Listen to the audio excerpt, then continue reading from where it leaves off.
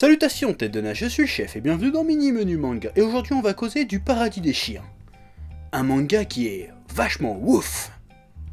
Merci, c'est tout pour moi, c'était le chef.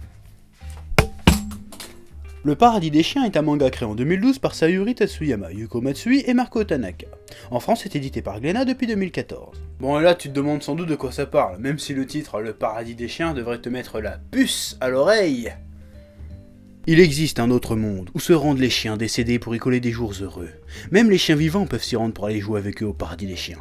Donc en gros, on va suivre une histoire de chiens crevés. On aura plusieurs histoires courtes qui suivront une relation maître-chien du début jusqu'au trépas de la pauvre bête.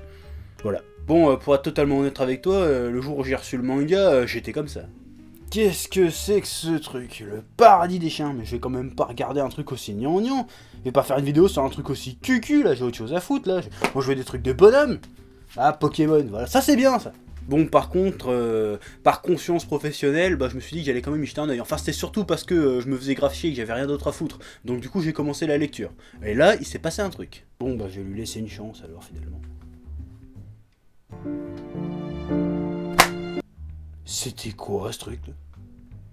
Ce manga est juste putain de triste, mais vachement badant, tu vois. Et pourtant, je suis du genre à me marrer comme une baleine devant Rémi sans famille, tu vois. Parce que là, ils font vraiment bien monter la sauce, du coup, ça marche plus ou moins le côté tristounet, tu vois. Parce qu'au début, t'as un chien tout mignon qui joue avec une petite fille tout mignonne, et ils sont heureux, tu vois, ils s'amusent, ils s'éclatent, ils passent la vie ensemble, c'est rigolo, quoi, c'est bien. Puis, le chien, il crève, et après, c'est vachement triste. Puis après, la petite fille, elle reçoit une lettre de son chien. Oui, parce qu'au Paradis des Chiens, les chiens, ils sont capables d'écrire, en fait. Et c'est ça qui est bien. Puis dans la lettre, il lui dit oui, j'étais heureux avec toi, voilà, je suis dans un endroit merveilleux, voilà, j'ai trouvé ma place dans la société, là je suis expert comptable dans une compagnie pour chiens qui vend des croquettes, voilà, ça se passe bien.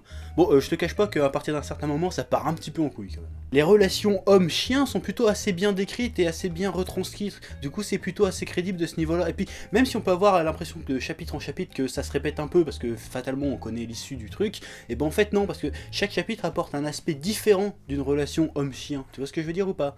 Et encore, je te dis que ça se répète, mais tous les chiens ne crèvent pas forcément à la fin du chapitre. Attention.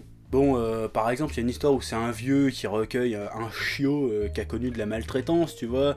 Il y a une autre histoire où c'est une petite fille qui chope un chien errant. Une autre où c'est une petite fille qui se lie d'amitié avec un chien vieux qui va bientôt crever. Donc déjà de base, bon, ça partait mal, tu vois. Donc c'est tout le temps différent, c'est pas toujours la même histoire. En plus, ce qui est bien, c'est que les histoires se croisent des fois, en fait.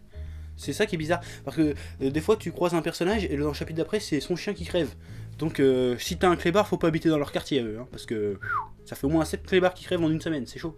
Et c'est quand même super méga triste, quoi, c'est trop triste, même limite ça devient glauque à un certain moment. Je sais que le message du manga c'est de t'aider à accepter la mort de ton clébard en te disant que quelque part il est dans un endroit meilleur et qu'il vit des jours heureux tout en étant reconnaissant de ce que t'as fait pour lui. Mais quand même c'est vachement triste, si t'as des tendances dépressives, tu te prends avant la moitié du bouquin, je veux dire. Et le pire dans tout ça, c'est que c'est pour les enfants à la base le truc. C'est chaud.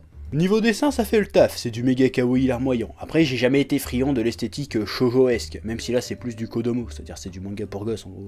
Donc si j'ai bien compris. Mais bon, voilà, c'est pareil. Donc si t'aimes les chiens, et surtout les chiens morts, eh ben tu lis Le Paradis des Chiens. Ou sinon si tu veux, je sais pas, si t'as une petite cousine dépressive, une petite nièce, une petite sœur, et si tu veux qu'elle se suicide, tu lui files ça, je pense que ça peut être efficace aussi à un certain moment donné.